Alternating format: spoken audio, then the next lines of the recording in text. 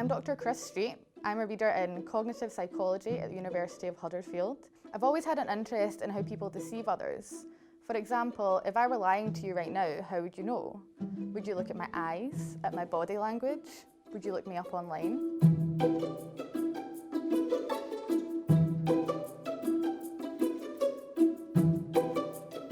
I'm Chris Street. I'm a reader in psychology at the University of Huddersfield. If we want to detect deception, we need to stop looking for those visual behaviours that we think relate to deception, like eye contact or fidgeting. Instead, we need to start thinking about the pieces of information we can find in the world that match or mismatch with the statement being offered. If you want to be able to accurately detect somebody's lies or truths, what you need to do is you need to listen to what they're saying and the way that they say it, not how they're acting. Think about when you are talking to somebody, you meet them for the first time. Now, any good poker player will tell you that it is very easy to control your face. Therefore, its facial cues really aren't good cues of whether or not somebody is lying or telling the truth. What you should be doing is you should be listening to what people say, the verbal cues, and the way in which they say it, the vocal cues.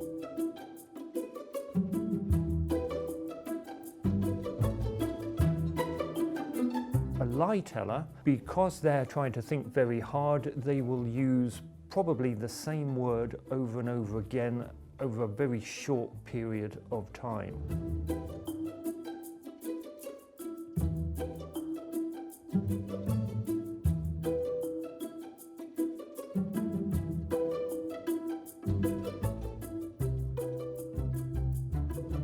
There's some general research that suggests we're about 54% accurate when it comes to detecting lies and truths. And as I always say, if that's the case, you might as well flip a coin, you'll be just as accurate. There are some people who think they are lie detection wizards, that they can read subtle clues that we give off. The research suggests that this isn't the case, that there aren't lie detection experts. Liars just don't give themselves away in any obvious fashion. There aren't good clues to deception.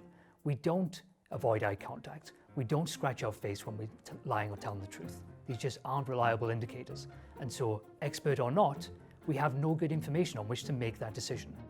We have this idea that if somebody is lying to us, they can't keep our eye contact. Now, of course, liars know this, and what they will do is they will keep your eye contact ever so slightly longer than normal, just enough to make you feel uncomfortable. Number two misconception tends to be when people lie, they move about a lot. They kind of get very nervous.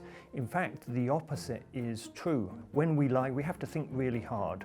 So imagine you've got a limited amount of energy, you will channel all of that energy into telling a lie, and as a consequence, you will become ever so slightly stiller than you normally are. A third misconception is the idea that if we look up to the right or we look up to the left, it determines the type of lie or truth that we're telling. A recent piece of research has in fact debunked the idea that looking up that way or looking up that way is a good way to detect deception. It's not. My top tip for accurately determining whether somebody is lying or telling the truth is using something that we call the honest baseline.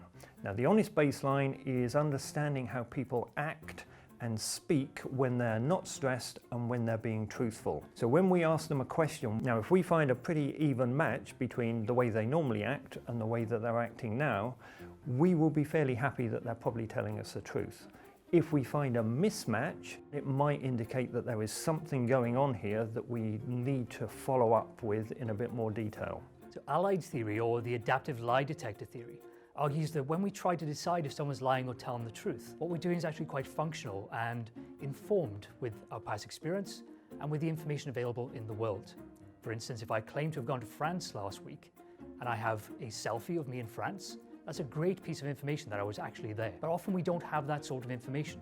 So what do? Allied theory claims that we, rather than simply guess, rely on our past experience of the world to make an informed judgment. People tend to be truth biased. They tend to believe people are telling the truth. And that may be something we want to get rid of. Best thing to do is just try to keep an open mind and engage with the situation in a skeptical manner. I'm Dr. Chris Street.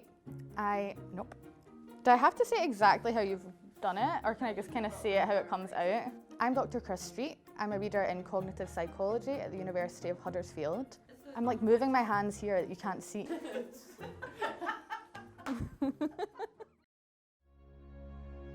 Thanks for watching. Don't forget to subscribe and click the bell to receive notifications for new videos. See you again soon.